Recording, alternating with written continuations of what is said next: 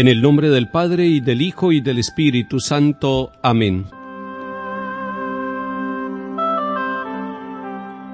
Lectura del libro del Deuteronomio, capítulo 34. En aquellos días, Moisés subió de la estepa de Moab al monte Nebo, a la cima del Fasga, que mira a Jericó.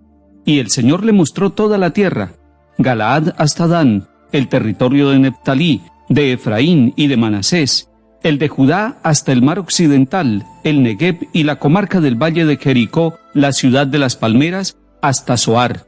Y le dijo: Esta es la tierra que prometí a Abraham, a Isaac y a Jacob, diciéndoles: Se la daré a tu descendencia. Te la he hecho ver con tus propios ojos, pero no entrarás en ella. Y allí murió Moisés, siervo del Señor, en Moab, como había dicho el Señor. Lo enterraron en el valle de Moab, frente a Bet-Fegor, y hasta el día de hoy nadie ha conocido el lugar de su tumba. Moisés murió a la edad de 120 años, no había perdido vista ni había decaído su vigor. Los israelitas lloraron a Moisés en la estepa de Moab 30 días, hasta que terminó el tiempo del duelo por Moisés. Josué, hijo de Nun, estaba lleno del espíritu de sabiduría, porque Moisés le había impuesto las manos. Los israelitas le obedecieron e hicieron lo que el Señor había mandado a Moisés. Pero ya no surgió en Israel otro profeta como Moisés, con quien el Señor trataba cara a cara, ni semejante a él en los signos y prodigios que el Señor le envió a hacer en Egipto contra el faraón, su corte y su país, ni en la mano poderosa, en los terribles portentos que obró Moisés en presencia de todo Israel. Palabra de Dios, te alabamos, Señor.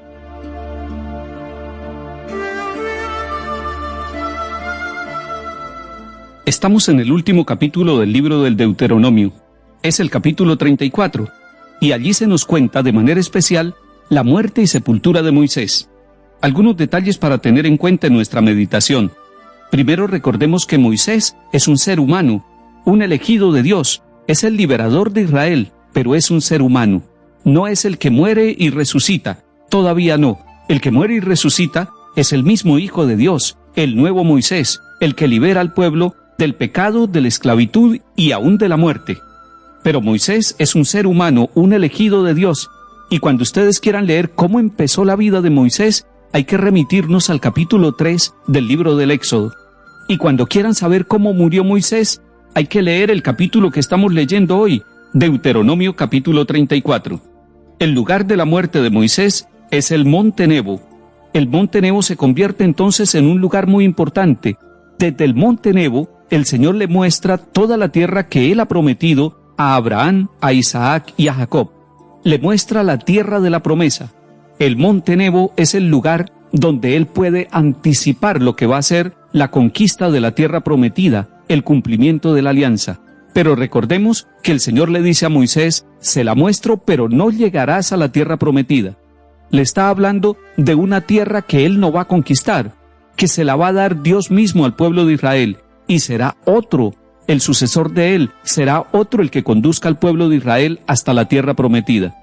Es interesante que nosotros, en nuestro monte Nebo, en nuestra fe, también miramos el futuro.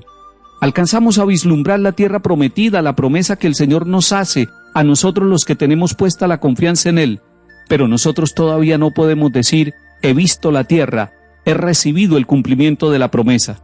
A Moisés, Dios le anticipa la visión de la tierra prometida.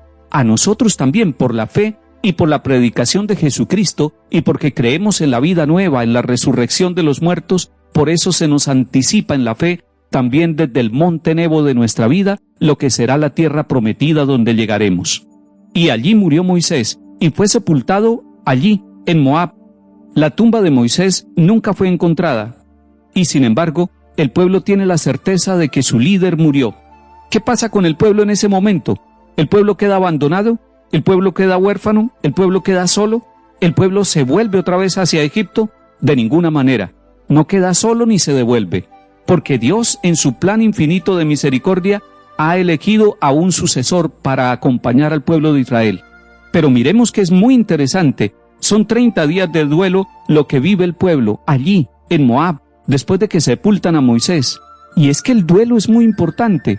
El duelo de este líder es muy importante para el pueblo. Pero para nosotros también, nuestros líderes, nuestro papá, nuestra mamá, nuestros hermanos, nuestros familiares, los hijos, los compañeros de trabajo, los compañeros de estudio, para nosotros también es importante el duelo. El duelo hace que nosotros podamos luego ponernos en marcha. El duelo hace que nosotros demos gracias a Dios antes que reclamar porque se va un ser querido. El duelo es muy importante. El pueblo de Israel hace 30 días de duelo, llora a su líder y sin embargo se va a poner en marcha, porque después de la muerte de nuestros seres queridos es necesario seguir caminando, es necesario avanzar en el camino que el Señor nos va trazando. ¿Con quién? Con el Señor. Y el Señor elige a Josué, hijo de Nun. ¿Por qué lo elige? Dios ya lo había elegido poco a poco, y Moisés le había impuesto las manos, y por eso él estaba lleno del Espíritu Santo. Los israelitas van a obedecer a Josué, y después el libro de Josué y el libro de los Números nos va a contar cómo este hombre, que fue preparado por el mismo Moisés y que era parte del pueblo peregrino de Israel, se va a convertir en el sucesor. Pero la palabra de Dios nos dice, ya no volvió a surgir un profeta en Israel como Moisés.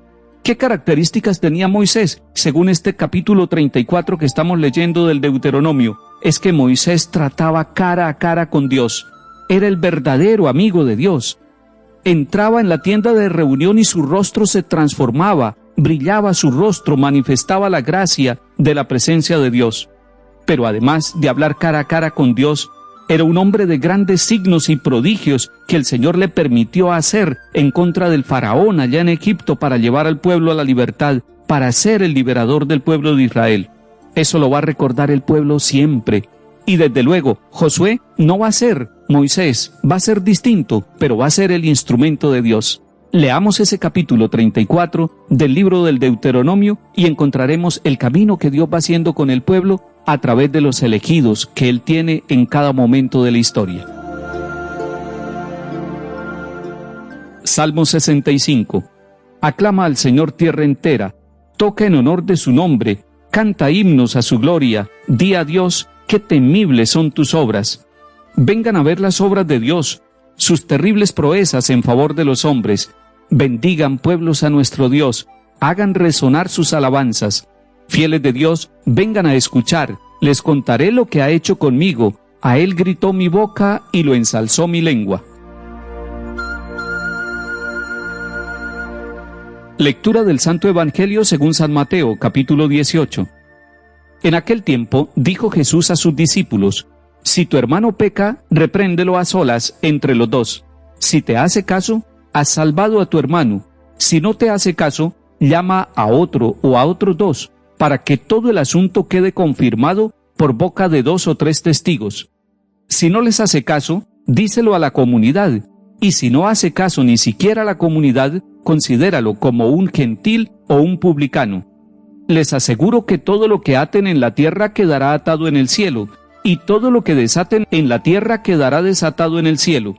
Les aseguro además que si 2 de ustedes se ponen de acuerdo en la tierra para pedir algo, se lo dará mi Padre del cielo, porque donde 2 o 3 están reunidos en mi nombre, allí estoy yo en medio de ellos. Palabra del Señor. Gloria a ti, Señor Jesús. Esta enseñanza comunitaria de Jesús en el capítulo 18 de San Mateo es muy útil, muy práctica y muy vivencial para nosotros cada día. Se trata de la corrección fraterna, y el Señor da 3 pasos en esa corrección fraterna. Primero, si tu hermano te ofende, llámalo a solas y habla directamente. Ese paso es importantísimo. Nosotros a veces nos saltamos ese paso, nos ponemos a hablar del hermano, pero no somos capaces de hablar cara a cara con el hermano para corregirlo fraternamente y permitir que ese hermano sea salvado. Y por eso el Señor dice, si tu hermano peca, repréndelo, pero repréndelo a solas. No lo critiques, no lo destruyas, permítele que sea salvado por esa corrección fraterna. Y un segundo paso, si no te hace caso, llama a 2 o 3 para que sean testigos. Todavía es un paso de misericordia, todavía es un paso de fraternidad. Y aún si no le hace caso, llama a la comunidad y entonces toma las decisiones con toda la comunidad para que no sean decisiones arbitrarias. Este proceso de la corrección fraterna es útil en las familias, Es útil en los colegios, en los lugares de estudio, en los lugares de trabajo. Es necesario que nosotros tengamos la valentía de llamar al hermano. Y para llamar al hermano, para hacerle una corrección fraterna, lo mejor es prepararnos frente al Santísimo, en oración, para que no lleguemos con nuestras ironías, para que no lleguemos con nuestras agresividades, para que lleguemos con un corazón fraterno, unas palabras amables que puedan salvar la vida del hermano. Y el Señor hoy nos está haciendo además una promesa. Dice, les aseguro que donde dos de ustedes se ponen de acuerdo para pedir algo en la tierra, mi Padre se lo concederá. Es necesario que nosotros salvemos a nuestros hermanos que están equivocados, que les demos ese camino de reconciliación. Y lo más importante, ese camino de reconciliación se acompaña con oración. 2 o 3 orando por otro, papá y mamá orando por los hijos orando por papá y mamá, unos por otros, y el Padre Celestial nos concede lo que le pedimos. Que el Señor nos bendiga y acompañe, en el nombre del Padre, y del Hijo, y del Espíritu Santo. Amén.